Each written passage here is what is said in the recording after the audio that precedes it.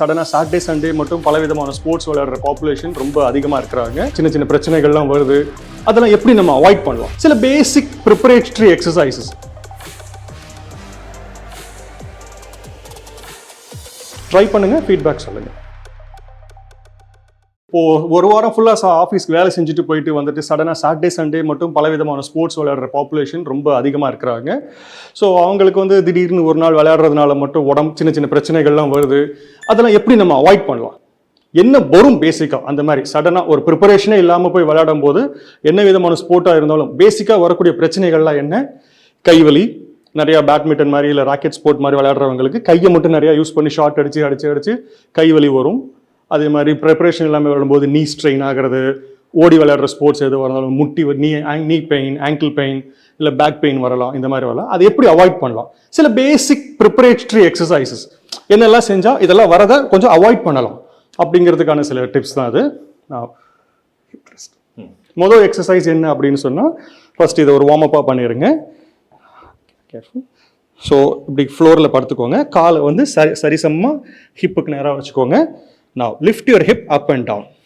Nice. முதுகு இங்கே நெளிக்காமல் அடி வயிறை பிரேஸ் பண்ணிட்டு டவுன். அடி முதுகில் ஒரு ஸ்ட்ரெயின் தெரியக்கூடாது. பட்டெக்ஸை மட்டும் யூஸ் பண்ணி லிஃப்ட் பண்ணி அப் அண்ட் டவுன். டவுன். இது முதல் எக்ஸசைஸ். இது ஒரு ஃபியூ டைம்ஸ் பண்ணிடுங்க. Second exercise single balance. ஒரு காலில் நின்றுக்கோங்க. எந்த காலில் நிற்கிறீங்களோ அதுக்கு ஆப்போசிட் ஹேண்டை லிஃப்ட் பண்ணிட்டு ஒரு ஃபியூ டைம்ஸ் ஃபார்வர்ட் பெண்ட் பண்ணுங்க. ஒரு பேலன்ஸ்டா அப். அதே மாதிரி அடி வயிறை பிரேஸ் பண்ணிக்கோங்க நல்லா ஸ்ட்ராங்கா. அப். Just 1-2 more times. அழகாக பண்ணணும். Yes, nice and steady. Very good. இது ரெண்டும் மெயினாக நமக்கு எந்த ஒரு விளையாட்டுக்கும் தேவையான மசில்ஸ் ஆக்டிவேட் ஆக வேண்டியது பட்டக்ஸ் ஏரியா தான் ஃபர்ஸ்ட் ஆக்டிவேட் ஆகணும். இது ஆக்டிவேட் ஆனாலே பல லோவர் பாடி ரிலேட்டட் பிரச்சனைகளை நம்ம தவிர்க்கலாம்.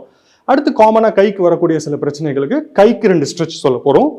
முதல் ஸ்ட்ரெச் வந்து கைக்கு ஸ்லீப்பர் ஸ்ட்ரெச்சுன்னு சொல்லுவோம். அது நின்றுக்கிட்டு எப்படி பண்ணுறது, படுத்துக்கிட்டு எப்படி பண்ணுறதுன்னு பார்ப்போம். நின்றுக்கிட்டு வந்து கையை இந்த ஷோல்டரை வந்து இப்படி வச்சுக்கோங்க.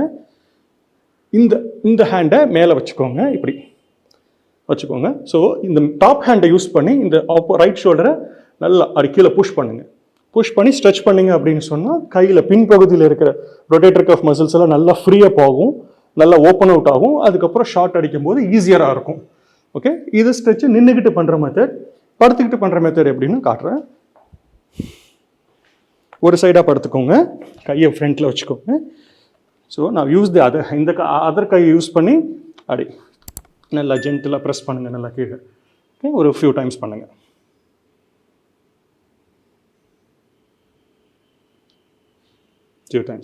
ஸோ இது வந்து ஒரு சில பேசிக் tips to prevent injuries like திடீர்னு போய் விளையாடும் போது வரக்கூடிய பிரச்சனைகளை சமாளிக்கிறதுக்கு கொஞ்சம் யூஸ்ஃபுல்லான ஒரு டிப்ஸாக இருக்கும். இந்த இதில் நம்ம என்ன பார்க்க போகிறோம்னா, நார்மலாக பண்ணக்கூடிய சில ஸ்ட்ரெச்சஸோட ஒரு அகெயின் அது எப்படி கரெக்டாக பண்ணலாம், எல்லாரும் பண்ணுறதோட நார்மல் வெர்ஷன் என்ன, அதை இன்னும் பெட்டராக எப்படி பண்ணலாம் அப்படின்னு சில அட்வைஸ் கொடுக்க போகிறேன்.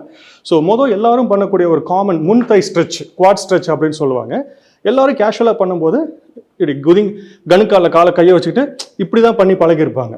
இது வந்து ஒரு effective way of stretching the quads கிடையாது. எப்படி எஃபெக்டிவாக இருக்கணும் அப்படின்னா, இப்படி திரும்பி நினைக்கோங்க. நான் பெண்ட் தி நீ. கையை வந்து ஆங்கிளுக்கு கீழே இங்கே பிடிக்கணும். முதுகு நெளியாமல் இந்த முட்டி அடுத்த முட்டிக்கு ஈக்குவலாக வந்து நிற்கணும். பேக் நெளியக்கூடாது. இதில் பண்ணும்போது பேக் நெளியாமல் பண்ணுறது தான் முன்கைக்கு எஃபெக்டிவான ஸ்ட்ரெச்சாக இருக்கும். This is the best stretch, best position to stretch quadriceps. Okay, top. Okay, அடுத்த ஸ்ட்ரெச் என்ன பார்க்க போகிறோம் அப்படின்னு சொன்னால் ஹாம்ஸ்ட்ரிங் ஸ்ட்ரெச். ஹாம்ஸ்ட்ரிங் ஸ்ட்ரெச் என்னென்னா, எல்லாரும் டக்குன்னு பண்ண சொன்னால் எடுத்தவொன்னே அப்படி குனிஞ்சிட்டோம். ஓகே, ஹாம்ஸ்ட்ரிங் நல்லா ஸ்ட்ரெச் ஆகிடுச்சு, இல்லை இதுவே டைட்டாக இருக்குது அப்படின்னு அவங்களா வந்து ஒரு ஃபீல் எடுத்துப்பாங்க. பட் இது இல்லாமல் இதை ட்ரை பண்ணி பார்க்க சொல்லுவோம். என்ன பண்ணணும்னா, காலை ஹிப்புக்கு நேராக வச்சுக்கோங்க. லைட்டாக முட்டியை மடக்கி பின்னாடி சேரில் உட்கார்ற மாதிரி பெண்ட் பண்ணிக்கோங்க. கை எவ்வளோ தூரம் முடியுமோ அவ்வளோ தூரம் பின்னாடி காலுக்கு கீழே பிடிச்சிட்டு முட்டியை நகர்த்தாமல் பட்டை வாலை நோக்கி புஷ் பண்ணும். இப்படி ஹோல்ட் பண்ணுங்க.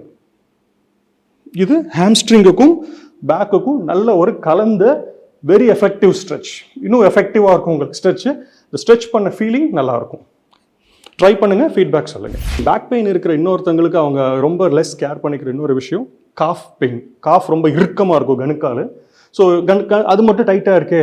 யூஸ்வலாக எல்லாரும் பண்ணுற ஸ்ட்ரெச் என்ன, ஏதாவது ஒரு ஸ்டெப்ஸ் மேலேயோ இல்லை எது மேலேயோ ஸ்லாண்டிங்கில் காலை இப்படி வச்சுட்டு இப்படி பண்ணுவாங்க. இந்த ஸ்ட்ரெச் வந்து அவங்களுக்கு ஸ்ட்ரெச் ஆகிற மாதிரி இருக்குமே ஒழிய அவ்வளோ எஃபெக்டிவான ஸ்ட்ரெச் கிடையாது இது. ஸோ இன்னொரு வகையான ஸ்ட்ரெச் எப்படி பண்ணலான்னா, காலை அது மாதிரி வச்சுக்கோங்க. பாஸ்டர் எப்பயுமே வந்து இப்படி கூன் போடக்கூடாது. ஸோ இவரை நல்லா ஹிப்பை கொஞ்சம் முன்னாடி தள்ளிட்டு முதுகை லைட்டாக ஆர்ச் பண்ணிட்டு நான் வெயிட் பண்ண சொல்ல போகிறேன். நான் அப்படியே மொத்த உடம்பையும் ஃபார்வர்ட் புஷ் பண்ணும், குதிங்கால் தூக்காமல். இந்த ஸ்ட்ரெச் வந்து காஃப் இங்கேருந்து நல்லா அடி முதுகு மேல் முதுகு வரைக்கும் ஸ்ட்ரெச் சமமாக இருக்கும், ஈக்குவலாக எஃபெக்டிவாக இருக்கும். It's a very good calf stretch. சின்ன வயசு பசங்க அப்படின்னா என்ன ஏஜ் குரூப், ஒரு 8லேருந்து 10 வயசு இல்லை 12 வயசுக்குள்ளே இருக்கிற பசங்க பொண்ணுங்க என்னென்ன எக்ஸசைஸ்லாம் பேசிக்காக ஸ்டார்ட் பண்ணலாம் பயப்படாமல். ஓகே இதெல்லாம் பண்ண பிரச்சனை இல்லை, ஃபியூச்சரில் ஏதாவது ஸ்போர்ட்ஸுக்கு போகணும்னா இதெல்லாம் ப்ரிப்பரேட்டரி எக்ஸசைஸாக இருக்கும், நல்லா இருக்கும். அவங்களோட பேசிக் ஸ்ட்ரென்த்தை பில்ட் பண்ணுறதுக்கு என்னென்ன பேசிக் எக்ஸசைஸ்லாம் ஸ்டார்ட் பண்ணலாம். எல்லாரும் மறந்து போன ஒரு ஸ்போர்ட் வந்து இப்போ நொண்டி விளையாடுறது, ஹாப்ஸ்காட்ச்னு சொல்லுவாங்க. அதை தான் நம்ம ஃபஸ்ட்டு பண்ண போகிறோம், ஹாப்பிங். ஓகே, டெமான்ஸ்ட்ரேட் பண்ணுவார். அது சிங்கிள் லெக்கில் பண்ண போகிறீங்க. இதை எல்லாரும் மறந்து போயிட்டாங்க. இது இட்ஸ் ஒரு fantastic exercise to build overall body control. உங்களுக்கு காலில் இருந்து உங்களுக்கு ஹிப்பை தாண்டி மேலே வரைக்கும் உங்களுக்கு பாடி கண்ட்ரோல் அவ்வளோ அற்புதமாக டெவலப் ஆகும் இந்த கேம் விளையாடும் போது. ஓகே, செகண்ட் எக்ஸசைஸ் வந்து அகெயின் ஸ்கிப்பிங். இப்போ நிறையா குழந்தைங்களுக்கு ஸ்கிப்பிங் வரதே கிடையாது. ஸோ ஸ்கிப் பண்ணும்போது முக்கியமாக நம்ம பார்க்க வேண்டியது ஸ்கிப்பிங் ரோப் அவங்களுக்கு ஹைட் கரெக்டாக இருக்கா. ஹைட் கரெக்டாக இருக்கா இல்லையான்னு செக் பண்ணுறதுக்கு என்ன பண்ணும், சமமாக நின்றுக்கோங்க. ரோப் அவங்க பக்கத்தில் இருக்கும்போது அட்லீஸ்ட் அவங்க ஹிப்பு தாண்டியாவது அது வரணும். ஹிப்புக்கு கீழே இருந்ததுன்னா தட்டிரும், பேலன்ஸ் மிஸ் ஆகிடும். ஹிப்புக்கு மேலேயாவது மினிமம் ஹைட் இருக்கணும். இதுதான் ஒரு ஸ்கிப் ரோப்பை சூஸ் பண்ணுறதுக்கு ஒரு சரியான மெத்தட்.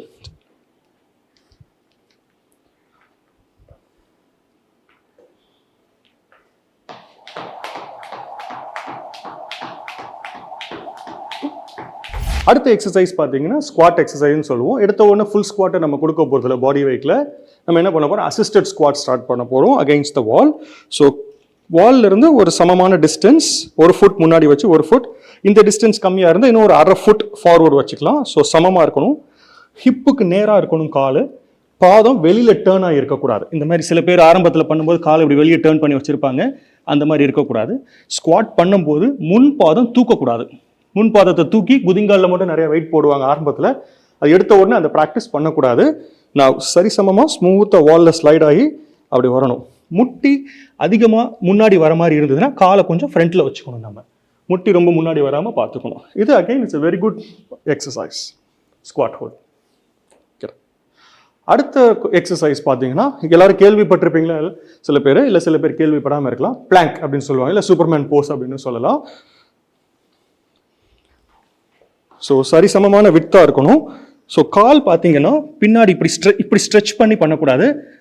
குதிங்கா சீலிங்கை பார்த்த மாதிரி இருக்கணும். கை வந்து இப்படி இருக்கணும், இப்படி ஃபேஸ் பண்ணி இருக்கணும், இப்படி இருக்கணும். ஷோல்டர்ஸ் உள்ள இப்படி லைட்டாக இப்படி இருக்கணும். இந்த posture is a very good plank posture. இது another good exercise to start with. இதில் எந்த தப்பும் நடக்க சான்ஸே இல்லை கரெக்டாக பண்ணும்போது.